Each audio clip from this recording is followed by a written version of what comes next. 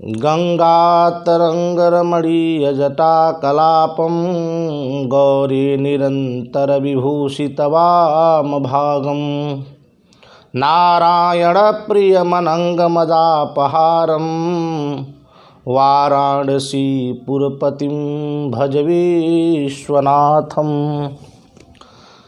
स्नेही सुधीजन, एक लंबे अंतराल के बाद मैं इस आमुख पटल पर आपके सामने समुपस्थित हूँ।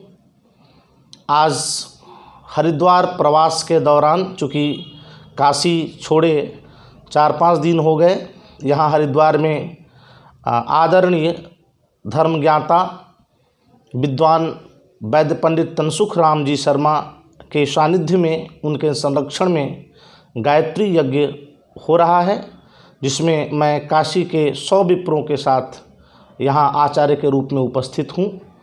आज प्रसंगवश भोर में एक चर्चा चल रही थी कि जब किसी भी चीज़ का किया जाए तो उसके बाद उसका नियम यह है कि उसका दशांश हवन, तर्पण और मार्जन और तथा ब्राह्मण भोजन होना चाहिए।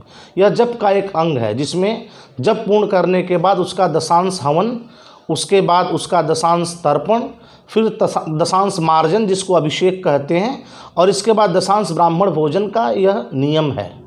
परंतु कभी कभी ऐसा होता है कि हम जप तो करते हैं परंतु हवन आदि, तर्पण मार्जन आदि, ब्राह्मण भोजन आदि नहीं करा पाते। तो उसके लिए हमारे शास्त्र में क्या विधान है? हमारे शिष्य ने अभी सुबह में फ़ोन करके कहा था, गुरुजी दशांश हवन करना है तो उसके बदले में हम दशांश संख्या का जप करा देंगे। लेकिन उतने संख्या के जप कराने से वह जप की सांगता सिद्धि नहीं होती। उसी के लिए मैं अपने शिष्यों के लिए, अपने शुभेच्छुकों के लिए, जो यह जानना चाहते हैं कि वास्तव में शास्त्रोक्त नियम क्या है, आपके सामने से उपस्थित हूँ। देखिए, जप पूर्ण करने के बाद यदि सांगता सिद्धि के लिए किसी कारणवश यदि होम, तर्पण, मार्जन आदि का अभाव रह जाए तो हमारा शास्त्र क्या कहता है, उस पर विचार करते हैं कि कितना जप और करना चाहिए। अब हम होमाद्य भावे अधिक जप विधानम पर चर्चा करते हैं। होम आदि की जब आसक्ति हो जाए, यानी होम आदि आप न कर पाएँ, होम आदि का मतलब होम, तर्पण, मार्जन और दशांश जो ब्राह्मण भोजन है वो आप यदि नहीं कर पाते हैं, तो सनत कुमार संहिता में कहा गया है कि यदंगम भवेद भग्नम तद संख्या द्विगुणो जपः होमा भावे जपः कार्यो होम संख्या चतुर्गुणः।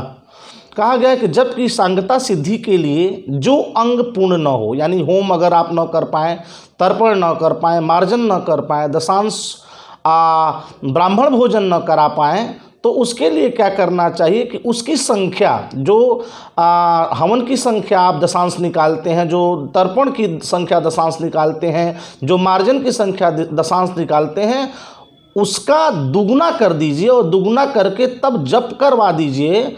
तो जो जप के सांगता की सिद्धि है वो पूरी तरह से पूर्ण हो जाती है। यहाँ हम देखते हैं वशिष्ठ जी का भी यह मत है कि यदंगम विहिएत तत्संख्या द्विगुणो जपः कर्तव्यश्चांग सिद्ध्यर्थम तत्सक्तेन भक्तितः।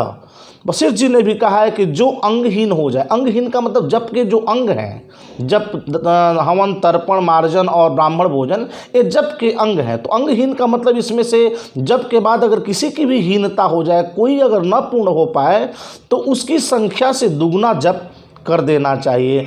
और यह आसक्ति होने पर सांगता सिद्ध्यर्थ करने के लिए ऐसा उपाय बताया गया है। तो मैं अपने शिष्यों, अपने शुभेच्छुओं, अपने जानकार लोगों को यह बताना चाहता हूँ कि जब आप हवन के बाद दशांश, जब आप जप के बाद दशांश हवन, तर्पण और मार्जन न करा के दशांश हवन, तर्पण, मार्जन का जप करते हैं, तो उस जप को उतना न करके बल्कि उसकी संख्या का आप दुगुना करेंगे, तभी जप के सांगता की सिद्धि हो जाएगी। ऐसा कहा भी गया है कि आप जप करने के बाद ब्राह्मण भोजन कराएं तो जितनी अंगहीनता है, यानी जितनी तर्पण, मार्जन और ब्राह्मण भोजन में दोष है, वो तो समाप्त हो जाएगा। लेकिन फिर भी यह ध्यान रखने योग्य बात है कि जब आप जप पूर्ण करें और होम तर्पण मार्जन आदि न करा पाएँ तो इनकी संख्या का दुगना जप जो है आपको करने से जप की सिद्धि प्राप्त होती है। और यह जानकारी सभी को होनी चाहिए। हम केवल दशांश जप, दशांश हवन का, दशांश तर्पण का, दशांश मार्जन का केवल जप करा देते हैं,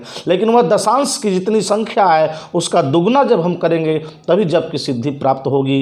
ऐसा हमारे शास्त्रों में विदित है और उसी ज्ञान को लेकर मैं आपके सामने समुपस्थित था, जिससे मैं अपने छात्रों को, अपने लोगों को यह बता सकूं कि वास्तविकता क्या है और सही क्या है, हमारी शास्त्रोक्त विधि क्या है। इसी के साथ मैं पुनः आपके सामने इस आमुख पटल पर आने का प्रयास करूंगा। इस ऑनलाइन वीडियो के माध्यम से मैं और भी आपको जानकारी देते रहूंगा।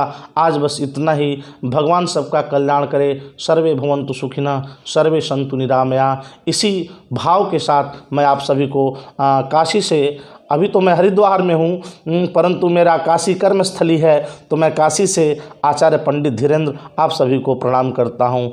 धन्यवाद। नमस्कार।